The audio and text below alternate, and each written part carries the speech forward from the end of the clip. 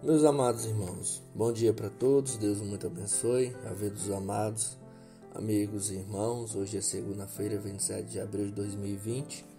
Hoje eu gostaria de trazer uma mensagem para você, para todos nós, com o tema Mudanças para Melhor. A palavra de Deus lá em João 14, verso 1 diz bem assim: Não se turbe o vosso coração, credes em Deus, credes também em mim. O próprio Cristo, ele falou dessa mensagem. No mundo que nós vemos que as pessoas elas estão tão incrédulas, quanto o agir de Deus diante dessa pandemia, epidemia que está acontecendo no mundo afora, nós temos que crer que Deus ele sabe o que faz com as suas criaturas e ações dela. Nas suas mãos tem a providência, que é a maneira muito santa, sábia e eficaz de governar suas criaturas e as ações dela. Mas a incredulidade ela não é apenas de agora, ou não é apenas de momentos difíceis, ela também veio no paraíso.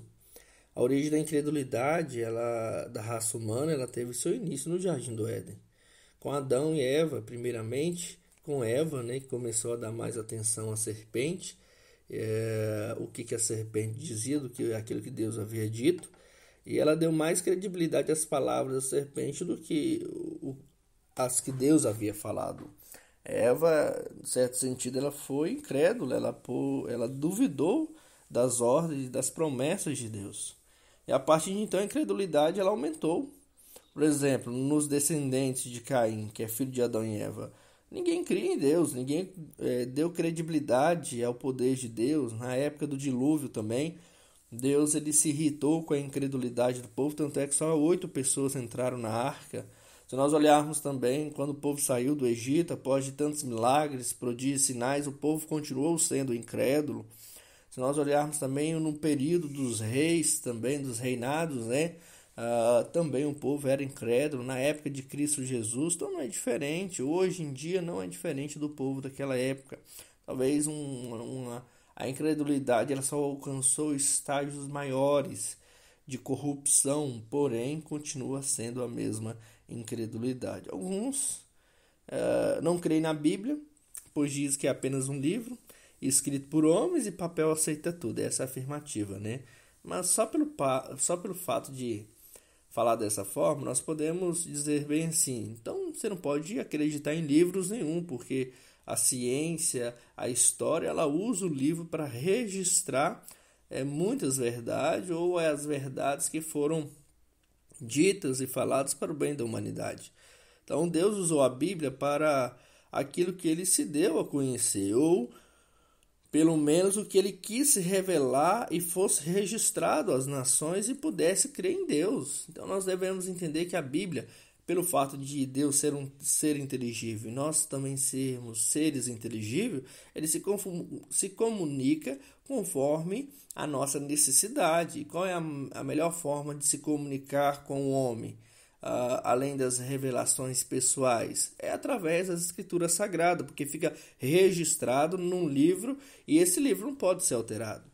E a Bíblia é um livro escrito por 36 escritores diferentes em um período de 16 séculos e não se contradiz. Qual o livro que é escrito por 36 pessoas diferentes, 36 homens, falando do mesmo assunto, que é a história da redenção, sem se contradizer, num período de 16 séculos, pessoas que nem se conheciam? Então nós vemos Davi, um pastor de ovelha, nós vemos Amós, um colhedor de fígado e boiadeiro, nós vemos os apóstolos, um era matemático, o outro era pescador, o outro era um poliglota religioso, fariseu como Paulo. Então nós vemos pessoas de diversas formas ali trabalhando ou promovendo a revelação de Deus. E a Bíblia, só no Novo Testamento, existe mais de 5.500 pergaminhos e papiros sem se contradizer. E naquilo que apenas se contradiz, entendemos que são falhas humanas. Ele não tira todo o entendimento do contexto e não se contradiz entre si, aonde que tem ali qualquer erro, qualquer semelhança de erro apenas humano, porque Deus também utiliza as características humanas do ser humano para transcrever. Exemplo, os escritos de Paulo, ele tem uma linguagem totalmente culta, os escritos de do Pedro ou até mesmo outros apóstolos é uma linguagem não tão culta, mas não deixa de ser inspirada por Deus. Então Deus utiliza até mesmo as características pessoais dos seus discípulos. Outros dizem que não creem em Deus porque se Deus é tão grande e bondoso, por que que ele permite a fome, essa epidemia? Por que que Deus permite tudo isso? Como se Deus ele fosse o culpado da corrupção, né, da humanidade. E se a humanidade praticasse o que Jesus ensinou, talvez não haveria tanta fome, que é o amor ao próximo, ou tanta violência. Mas culpa é de Deus, mas não é bem assim.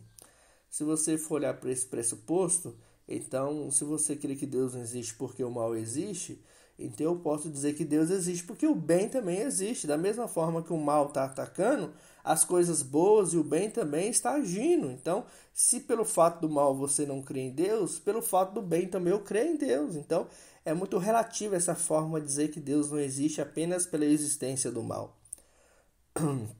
É pensar totalmente distorcido. E outros dizem que não crê na igreja porque a igreja tem muitos pecadores, e com certeza tem. E a gente vê nos discípulos de Cristo, nós vamos ver em Cristo Jesus, no Deus encarnado, ele foi traído, foi negado, ele foi abandonado.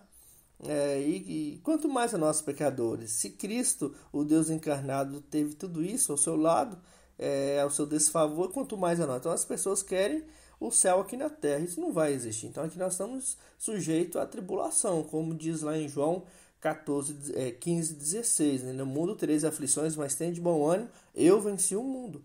Mas eu quero dizer uma coisa para você. Eu quero dizer que a sua incredulidade não está mudando ninguém. O mundo continua piorando com a incredulidade. Todavia, Cristo diz o seguinte: não se turbe o vosso coração, credes em Deus, credes também em mim.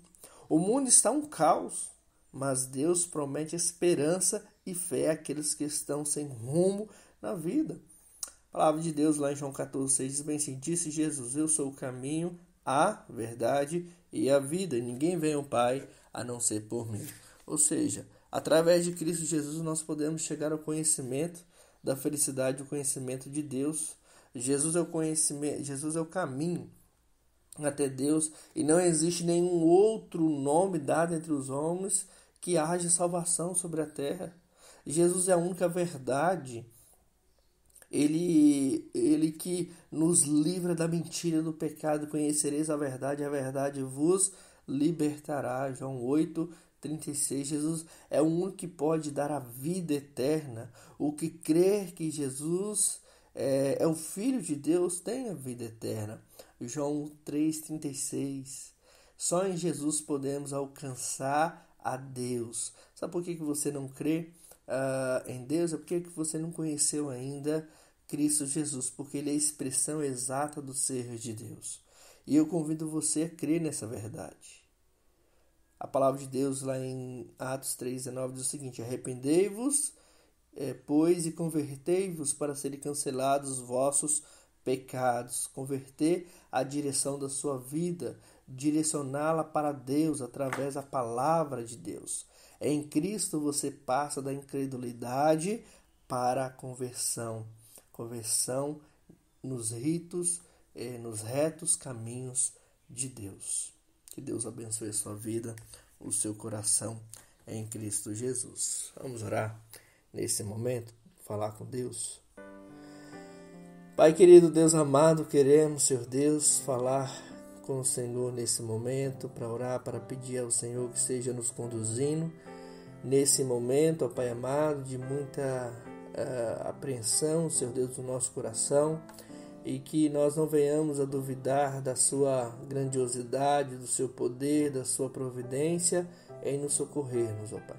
Então abençoe nossas vidas e que as pessoas, ó Pai, possam enxergar e ver no Senhor o Deus de toda a terra, em cima nos céus e embaixo aqui na terra.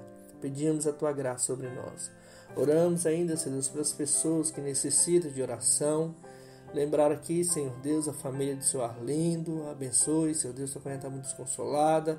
Cuida, Senhor Deus, de toda a família.